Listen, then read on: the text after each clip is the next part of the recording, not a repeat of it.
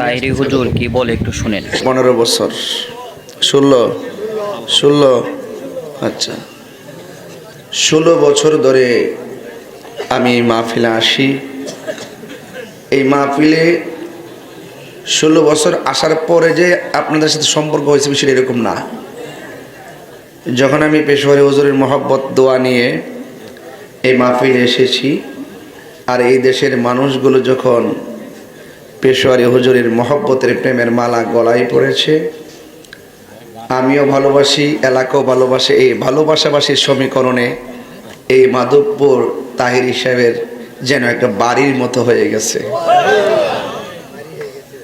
বাড়ির মতন মনে হয় না? নাইলে একটি প্রোগ্রামে 16 বছর পর্যন্ত ধারাবাহিকভাবে যে আসা, এটা ভালোবাসা, এটাই মহব্বত। তবে প্রথম বছর যখন আমি এসেছিলাম, আমি দেখেছিলাম ছেলেদের সংখ্যা ছিল মাহফিলে কম, মুরব্বীদের সংখ্যা ছিল বেশি। যখন আমি পেশোয়ারি হুজুরের শান বলতাম, নামটা নিলেই তারা চোখের পানি ফেলে কান্না করে দিত।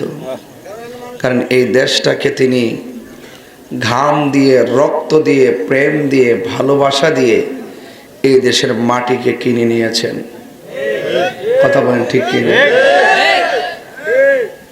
টাকা দিয়ে সব মাটি কিনলে এই মাটি আপনার সাথে বেঈমানি করবে। কারণ এই মাটি আপনার সাথে ভালো মন্দের কোনো পার্থক্য নির্ণয় করতে পারে না। আর যেই জায়গার মাটির মধ্যে আল্লাহর ওলিদের পদচারণা হয়, সেই মাটি আর মাটি থাকে না, সেই মাটি ওলি আল্লাহর জন্য ধন্য হয়ে যায়।